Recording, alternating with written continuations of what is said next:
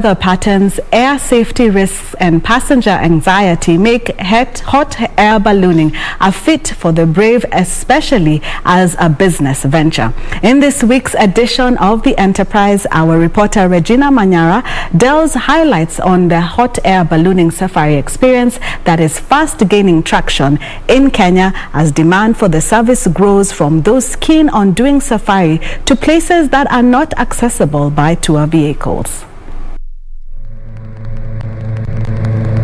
Flying a hot air balloon takes science, nature, and zeal. We like it that way.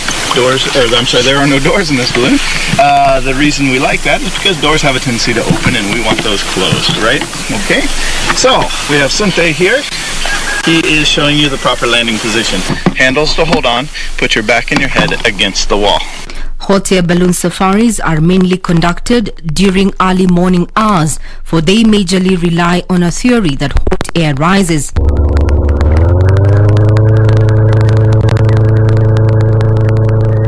As the sun rises, so does the air rise, making it possible for liftoff. However, keeping the balloon up in the air requires more than just hot air and wind direction. Yes, aviation navigation skills come in handy.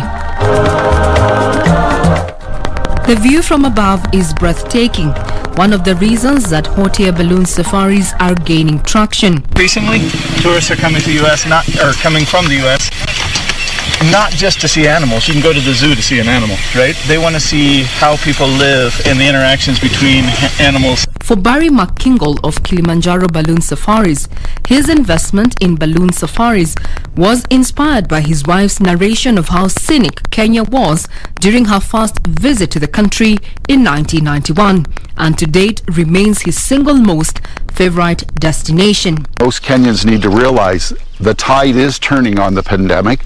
People have suffered and suffered so much for the last year to year and a half. But as other parts of the world are recovering, their businesses are taking off and they're getting better and they're picking up steam. I know in our business in Canada we've seen some changes and improvement. I think it's important to realize it's not going to be quick, but soon the people will start coming.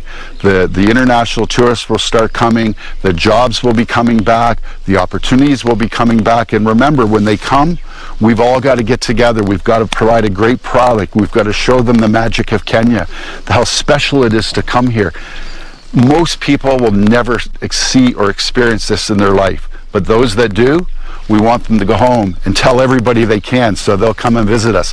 No different than when we do a balloon safari. Being relatively a new concept, hot air balloon safaris are yet to be fully embraced by domestic tourists, but that has not held back Barry's dream. Because we're all in this together. We're trying to build our businesses. And if anything, the pandemic has showed that nothing in life is for free, and hard times come, and when times are tough, we've got to work together, we've got to take care of each other, we've got to work positively to the future. And of course, we don't fly to the south and we don't cross the border, so we don't cross into Tanzania, but you know, we've become friends with all of the people in our community. Plans are underway to put up a hot air balloon training school, the first of its kind in sub-Saharan Africa. We have plans to introduce a balloon pilot training school.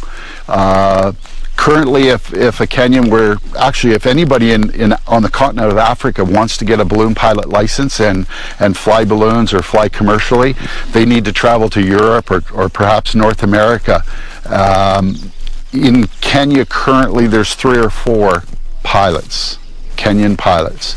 We think there's a great opportunity for Kenyans to become balloon pilots, so we've started the process, and we think it'll take us till next year, but we think it'll be successful, and we actually hope that we'll have people come from across the continent right here to the Amboseli in Kenya to train to be a balloon pilot, rather than going to Europe, rather than going to North America. I want them coming to Amboseli and training with us. Well, word of advice when flying a hot air balloon.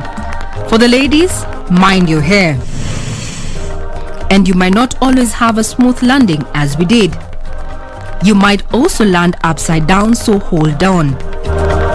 But once done, tradition demands that you toast to a glass of champagne.